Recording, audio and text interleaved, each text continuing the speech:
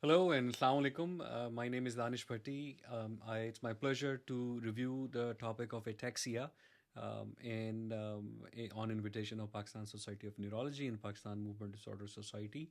And I'm really thankful to Dr. Ayaz, Professor Ayaz, for inviting me for this topic and review. I would like to dedicate the recording this lecture to the memory of my father, who encouraged me and started me on giving medical education, especially in Pakistan, and that journey that has still continued, although he's no longer alive. So I owe all of this to his memory and his encouragement and his persistence in me doing this. So I would like to review common treatable causes of ataxias, but also some common genetic causes of ataxias, and then we'll discuss a little bit on clinical management, mostly approach to investigation for the secondary causes, and a little bit updates on management of genetic ataxias. So ataxias, both inherited and acquired forms, they usually present with cerebellar features, and sometimes they have proprioceptive features, or they can have both. Usually, the proprioceptive features are coming from neuropathy or lack of input. Spinal cord disease can also cause proprioceptive ataxia, but cerebellar damage itself can also cause proprioceptive ataxia because a lot of the input comes eventually to cerebellum. But when we think of the cerebellar ataxia, then a good way to think of it is in terms of what area of cerebellum is damaged. As you can see in the image above, there is homunculus with various localization, but in general, the head and truncal area is in the middle, and the limbs are more peripherally. And then the flocculonodular lobe is specifically assigned for the eyes, which require so much precision that they have a separate area just for the eye control. So eye control is down here, what is called the flocculonodular lobe, or also vestibulocerebellum. Then the truncal control is in the middle area, what is called the spinocerebellum. And then the limbs is more peripheral in the newer part of the hemispheres of the cerebellum called cerebrocerebellum or neocerebellum.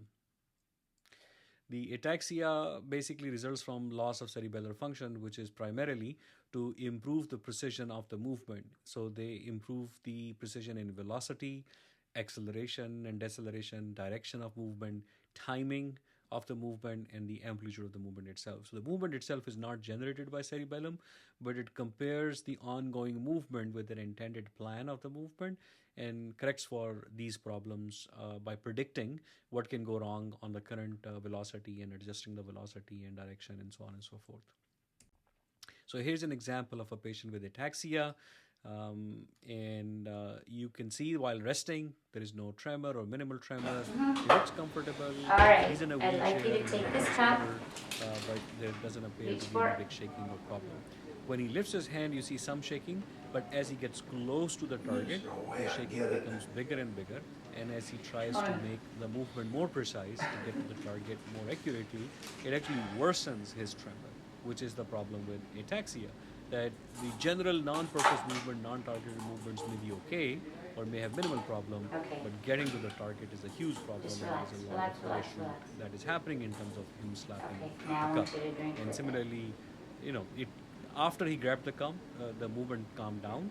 As he lifted the cup up toward his mouth, initially the movement Okay, now was I want not you to bad, drink with it. but as the cup gets close to the target, you can see the big shaking or jerking come up, which is called intentional tremor. Okay. But there is also breaking of Okay. the movement, smooth Next thing movements I'd are like not you to very do smooth, which is called dysthyropipanesia. is touch your and nose so on and so touch forth. my finger. Okay? Touch your nose, touch my finger. Okay. Touch your nose. Moving on, so one of the important concept besides establishing ataxia in a patient is to look for non-cerebellar problems that will give you a big help in trying to build a differential for secondary or even genetic causes of ataxia. We look for non-cerebellar eye movement disturbances. So cerebellar eye movement disturbance will be ocular ataxia. But in addition to ocular ataxia, there could be other eye involvement such as palsy, a gaze palsy, slowing of saccades, there may be ptosis of the eyelid, there may be blepharospasm, and there may be primary gaze issues like an ocular stare. You also want to look at upper motor neuron involvement, basal ganglia, cortical involvement, peripheral nerve involvement. I will list out some of these things, but right now we may not have enough time for me to tell you what would lead to what. But in general, the idea is to use information outside of ataxia to see what may be causing this ataxia. So pure cerebellar ataxia is rare genetically, so only one would be SCA6, spinocerebellar ataxia type 6 will be pure cerebellar ataxia. Similarly, in a secondary cerebellar ataxia, again, it's unusual but possible. Some autoimmune ataxias are pure cerebellar ataxias, but usually there is something else going on, and that may point you to the cause more so than the ataxia itself. So brainstem motor neuron loss, you can look for facial fasciculation or low motor neuron signs, facial and temporal atrophy, tongue atrophy, fasciculation dysphagia. Similarly, upper motor neuron signs such as spasticity, Bristle reflexes, and Babinski reflex may be abnormal. Basal ganglia features like bradykinesia, rigidity dystonia. So, for example, multiple system atrophy type C, cerebellar type can have ataxia, but also some Parkinsonism, especially MSAP. Coriform movements can be present. Ataxia can be seen in other choreiform disorders, lupus, neuropsychiatric lupus, Huntington's disease, and so on and so forth. Peripheral nerve involvement, distal sensory loss of tendon reflexes, neuropathy. Very common association is Friedreich ataxia, but many other things can also have these abnormalities. So family history is very important. When the onset is below less than age 50, you think of genetic ataxia. So more often are autosomal recessive ataxia 70% of the time, and usually only affected person in the family may be that person that you're seeing because it was recessive. Everybody else was a carrier. But if they have many siblings, they can be more than one sibling involved.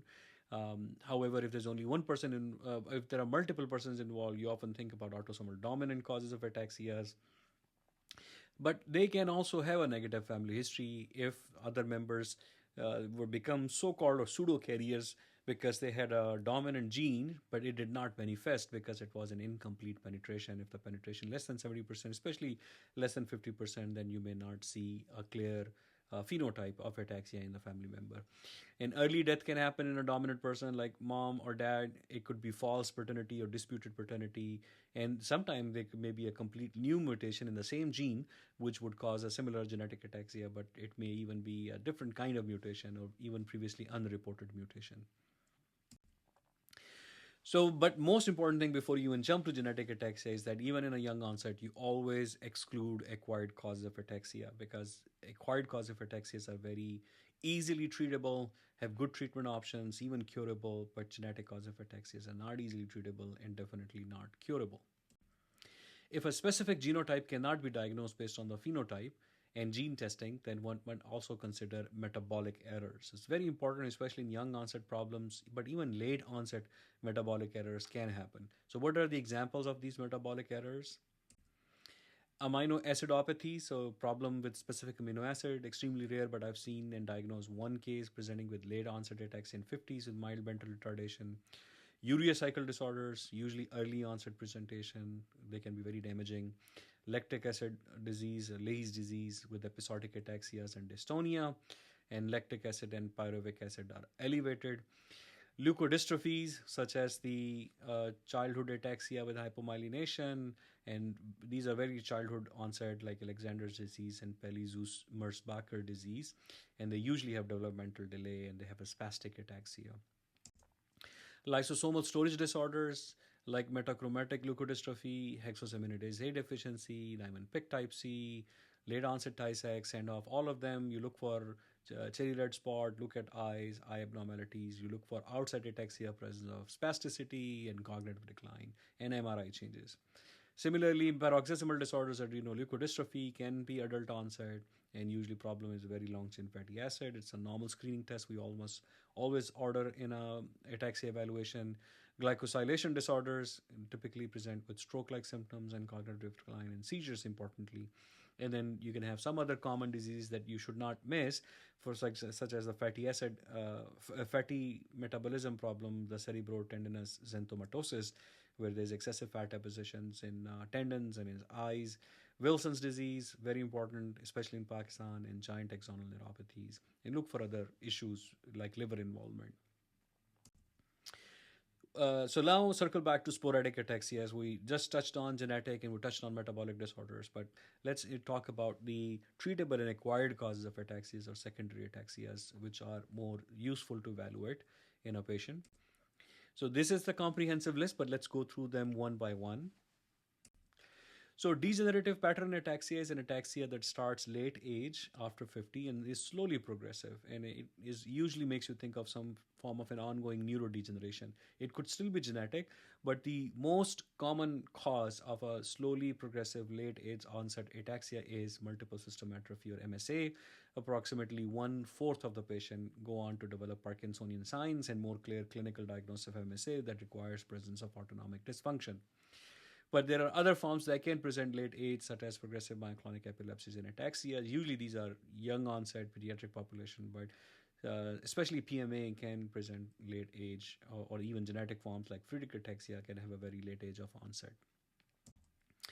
MRI finding of MSA, heart crossbun sign, the famous one, which is a sign of atrophy, white matter atrophy in the pons, and then the hummingbird sign can be seen even in MSA patient, which is basically a midbrain atrophy, but basically more important is the pontine atrophy that is very significant in MSA patient, and the cerebellar Vermean atrophy can be seen in MSA patient. Tumors, posterior fossa tumors, especially things like medulloblastoma and ependymoma, wherein posterior fossa can cause ataxia, which can look like slowly progressive, but is usually younger age, although late age onset can happen, especially with metastatic tumor, although posterior fossa is not a common place for metastatic tumor or meningioma, but schwannomas can happen and can grow big. Here is an example. This is a medulloblastoma in the fourth ventricle in a relatively young patient. Here's an example of a ependymoma in the same location in an older patient. And here is an example of a schwannoma, which is in posterior fossa and usually causes cranial neuropathies. So that's why looking for things besides ataxia can be helpful in diagnosis. Other toxic metabolic causes are very important. This is the single most important factor to never forget or never skip. Presence of medications is probably the single most common cause of ataxia, especially secondary ataxia. So things like anticonvulsant, anti-epileptic, anti-neoplastic medication, drugs of abuse, even chronic alcohol use, heavy metal exposure, lead exposure from paint, and other drugs like antipsychotic medications. Vitamin deficiencies, a low chronic B1 deficiency can present as neurodegenerative pattern ataxia. Like I mentioned MSA before, and it may be just a borderline low B1 chronically over 6 months can happen in someone with chronic nausea, stomach diseases, someone on chemotherapy and chronic nausea, so loss of appetite and so on and so forth. Zinc is important. I've diagnosed 2 patients with zinc deficiency, was easily treatable, can cause myelopathy. I've not found celiac disease, but that can happen, and so on. Very, very important category to never forget. First thing to look for. And then, of course, paraneoplastic phenomena can happen, more common with breast and gynecological cancers, can happen with lung and even with Hodgkin and testicular cancers, and can have both proprioceptive ataxia and also cerebellar ataxia. These are some of the antibodies which can affect the cerebellum, especially the PCA or Purkinje cell antibody. Purkinje is the main cell for integration in cerebellum, and that antibodies can lead to ataxia. Infections are also important, especially post-infectious cerebellar inflammation or cerebellitis, most common with varicella or shingles, varicella zoster, and then do not forget the Creutzfeldt-Jakob disease. An acquired CJD, not genetic, but an acquired CJD can classically present with rapidly progressive ataxia without having the other classic signs of CJD. So I think like 10% of sporadic CJD or acquired from food can present with this kind of a presentation. And again, rubella and Haemophilus influenza. Other syndromes that can present with primarily ataxia, mostly proprioceptive ataxia with multiple sclerosis, but can be cerebellar, Chiari malformation, abscesses, hydrocephalus, Miller-Fisher syndrome, which is a form of Guillain-Barré, which is primarily ataxic and has preserved reflexes. And then superficial siderosis is the single most common important differential for neurodegenerative pattern ataxia or late age of slowly progressive onset ataxia. They often have hearing loss with it, but it's not required. And then you look for brain MRI abnormality. This is the MRI of brain for superficial siderosis. What's happening is that they have a slow chronic leak of blood, and that blood is destroyed, but hemosiderin, iron containing hemosiderin, is deposited on the surfaces of the brain, especially cerebellar surfaces, that causes the ataxia, and in the cerebellopontine angle that causes the hearing loss. And you can see them on a GRE or gradient echo or iron weighted images in MRI. So acquired ataxias that can superficially resemble inherited ataxias is very important. I mentioned neurodegenerative pattern ataxia, where genetic ataxia is a differential late age of onset, but I mentioned some like MSA, superficial siderosis, vitamin B1 deficiency, autoimmune. But then some other acquired ataxias can look very similar to inherited ataxias. Here is the important ones to keep in mind: superficial siderosis when young onset, alcohol-related, young onset, hypothyroidism, paraneoplastic, very important because breast cancers can happen young age, testicular cancer, Hodgkin can happen middle age, immune-mediated, even non-paraneoplastic, GAD antibody ataxia, gliadin, and infections like HIV and CJD. All of these can look like genetic, especially because they can be young onset and moderate to rapidly progressive. All right.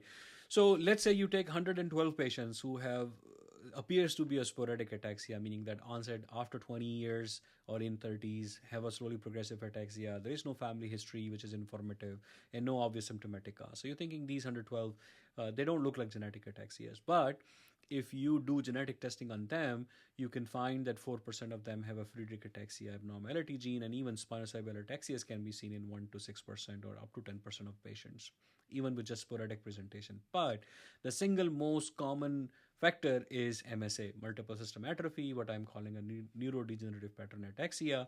And then in 15% of the cases, there were antibodies, especially anti-gliadin antibodies present. And then still you could not figure out the rest even after extensive workup, including genetic workup in these sporadic patients, which have no obvious other abnormalities on MRI or nerve conduction and so on and so forth.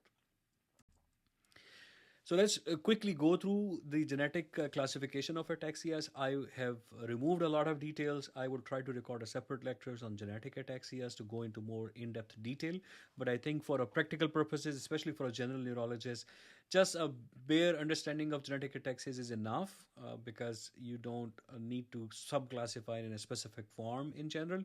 And more important discussion was the sporadic ataxias, metabolic disorders, acquired causes, and so on and so forth.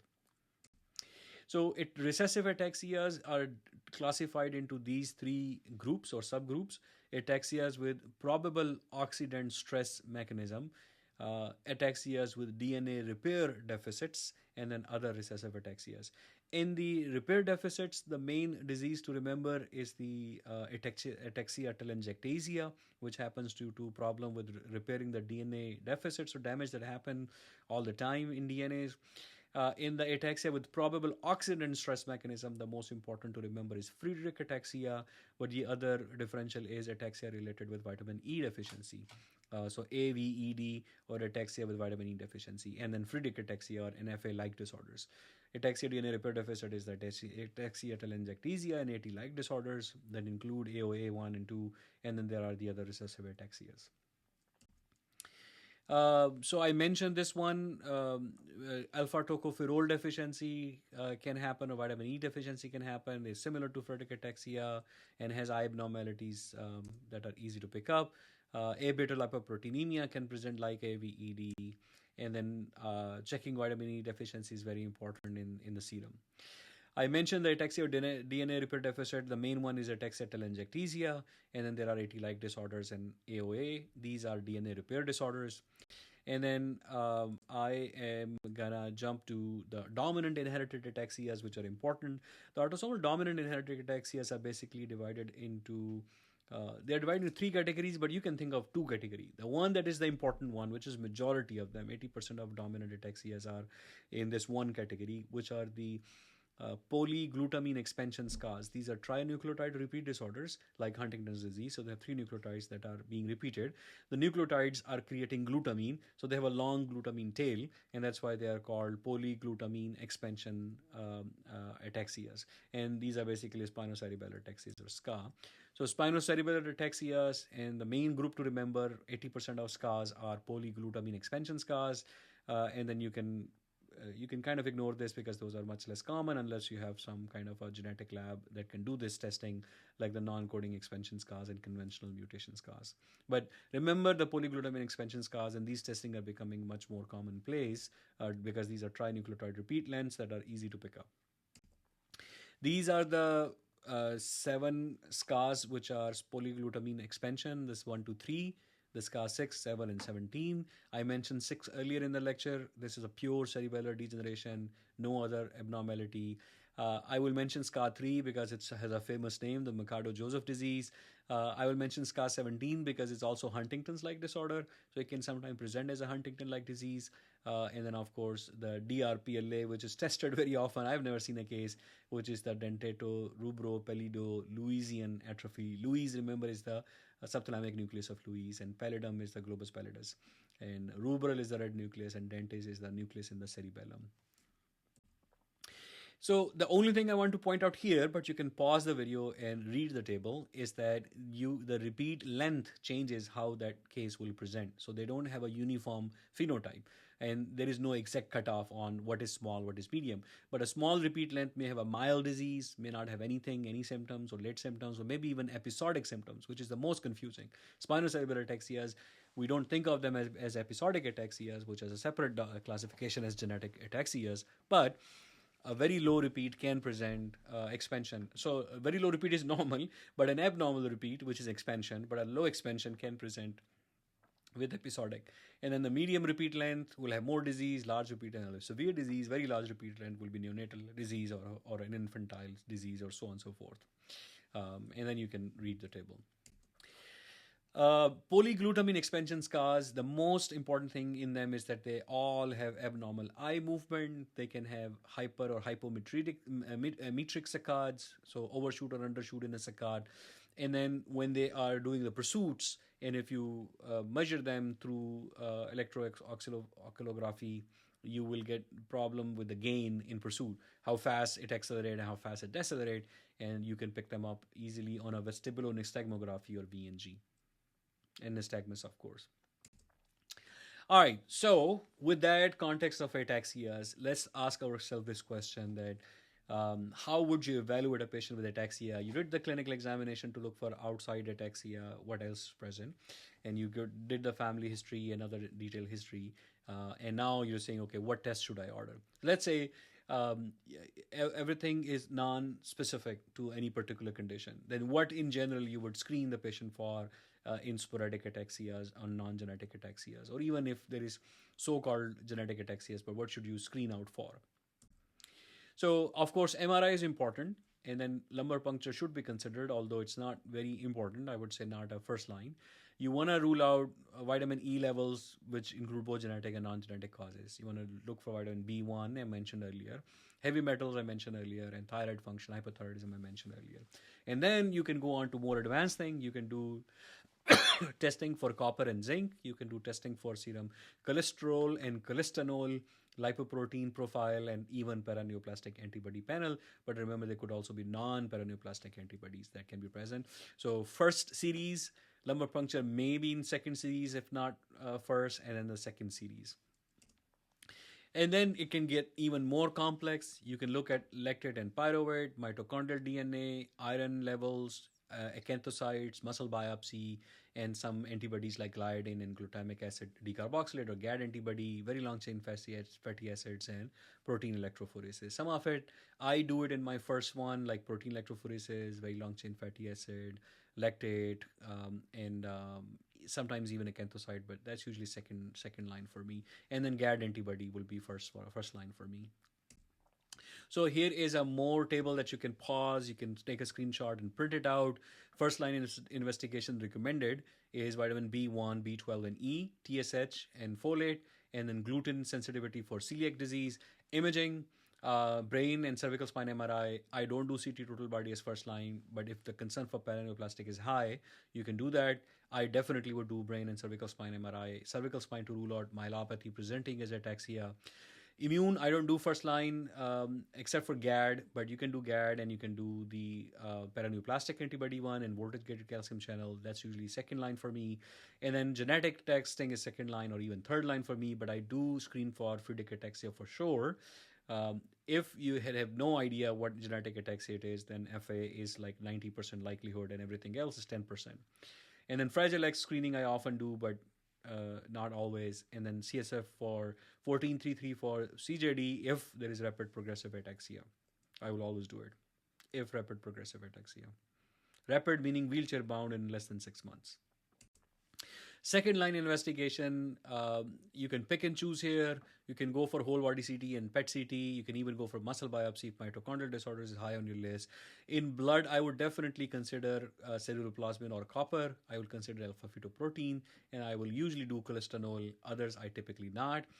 I would send them to eye doctor for more detailed eye examination if the concern for genetic or metabolic disorders is high, and I will consider a nerve conduction study, and then we are getting more and more access to whole genome and whole exome sequencing.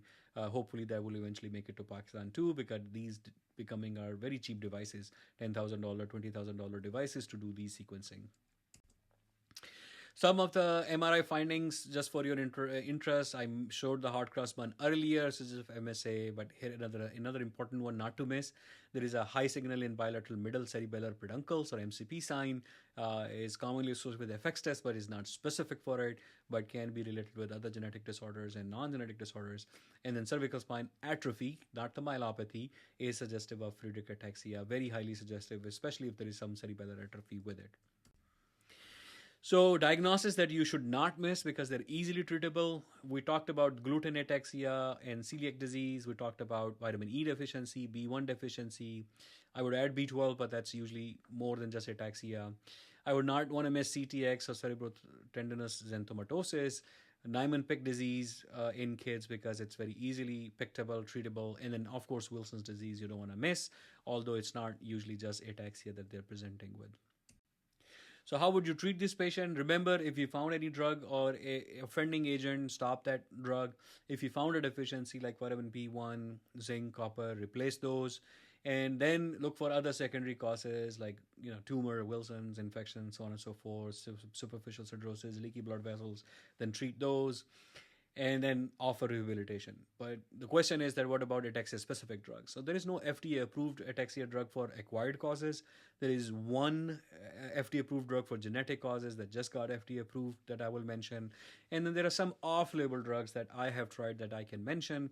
My two go-to drugs that I always try in every single patient with, regardless of whether it's genetic ataxia or sporadic, will be buspirone, or Buspar, that's an anti-anxiety medication, anxiolytic, with decent case reports about its benefit and my personal benefit experience. Works in about a third of the patient. And then the other one that I will always try will be 4-aminopyridine.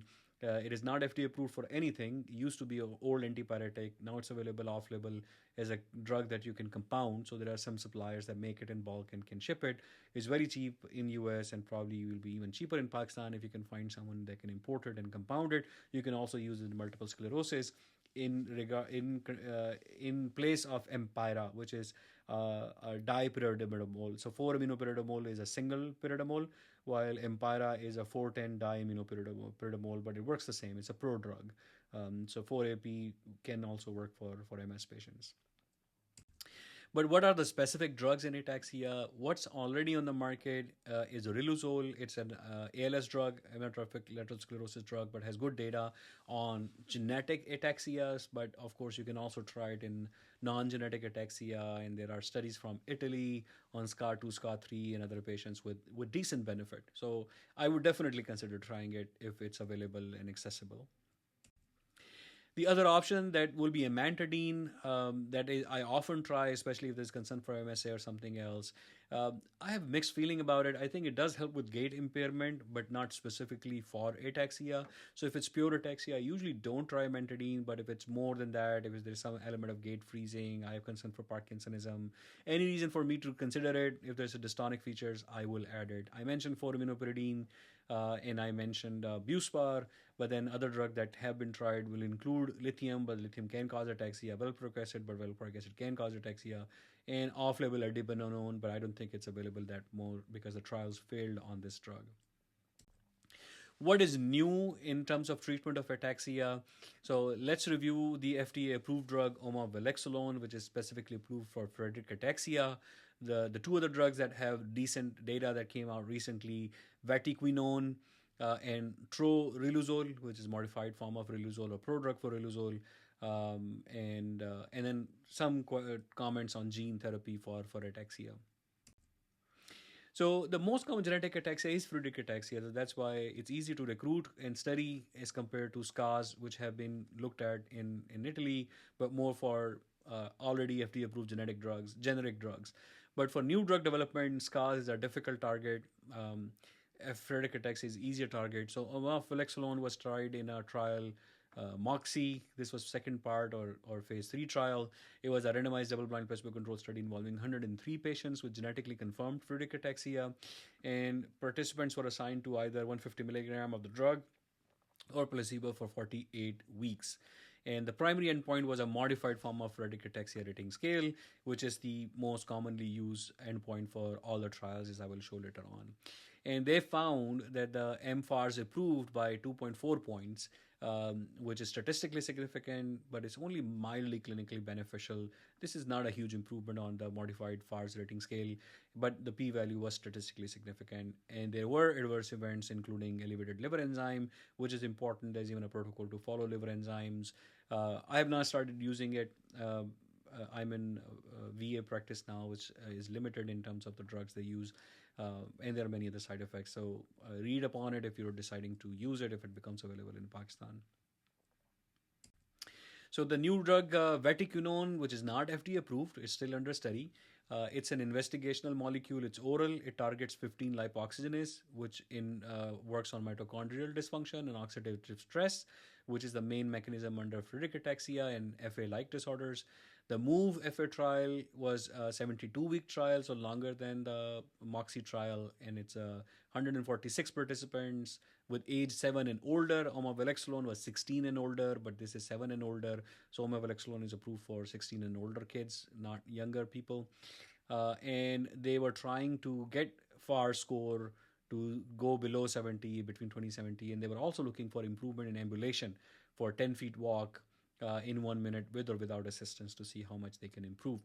In the phase 3 trial, the drug failed. It did not achieve statistical significance, although there was FARS improvement, but not enough, only 1.6 point improvement, and did not reach the p-value of significance at 72 weeks. However, the secondary endpoints like upright stability subscale and modified fatigue impact scale did improve. So they are doing a long-term extension, and looking at the long-term extension, which is now open label, they are looking that there is statistical significance. So this news just came out, which showed that they found that there was a 50% slowing in disease progression after 140 weeks in all the patient when compared to a database cohort. So remember, when you go into long-term extension, you don't have placebo anymore. Everybody switches over to active drug, including both who originally were on drug and those who later started it. And now you need a control to compare against, that if it's better compared to what would have been without it. So you need some prior historical data where you can look at the progression at 140 weeks and you can compare and show that your progression less than what has been reported historically, and that's what they showed. And troriluzole is an investigational drug. It is under study right now. They did a phase 2 pivotal study, but it was a real-world evidence trial. So this is a new concept of trial. So you don't do a double-blind, placebo-controlled, randomized trial. What you do is that you put everybody on drug as you would in a real world, and you don't have strict protocol on when to go up, when to go down, and so on and so forth. Let people treat how they would treat their patients, and then you compare them against, again, a historical data or a data of cohort that is not on the drug of the same time. So then you need to pull data from various cohorts like Clinical Research Consortium cohort, European cohort, and then they also have their own open label extension. They pool all this data, and then they figure out who's on drug, who's not on drug, and there's no placebo. And then they're trying to see the ones who went on drug, how did they do compared to the ones who did not went on drug. And it showed that there was a statistically significant improvement in 3 years for those who were prescribed the drugs compared to those who were not prescribed the drug. And the ones on the drug knew they were on the drug, so this was not blinded. But this is positive data. I know this will be enough for an FDA approval, or they will have to do a double-blind study to confirm or verify. And then a few words on gene therapy. There are two areas that are being looked at. There is this gene therapy called LX2006. It's a vector treatment. So they are taking a functional frataxin gene and they are packaging it in adeno-associated virus. This is a very common method of delivery, and this virus has transcriptase or reverse transcriptase, so it can take any gene inside this virus and try to integrate it into the patient or where it infects their genetic through reverse transcription. Same method used by HIV, just so you know. And they basically are trying to see if the heart gets better. And this trial is ongoing and has shown, early phase have shown some promise and improvement in the heart or cardiomyopathy in patients with Friedreich ataxia. And then similarly, there is discussion around using the CRISPR to try to edit the gene translation of ataxia gene, similar to the mechanism for spinal muscular atrophy SMA gene therapy, which is altering the transcription of the gene. So gene is abnormal, but you try to fix the problem with transcription. Remember, Friedreich ataxia is also a trinucleotide repeat disorder. So if you can cut the tail, just like Huntington's, maybe you can improve it, and that concepts are being evaluated. There's no therapy in clinical trial right now. That's all I had, folks. Thank you so much for listening. I maybe made it a longer recording than what I was assigned for initially in the annual update meeting, but because I missed the meeting due to some technical glitches, I thought now I can go longer than my assigned time and give you some more information and details. Hopefully this was useful for you, and I will try to record a separate lecture, give with much more details on genetic ataxias if there is interest. Thank you so much.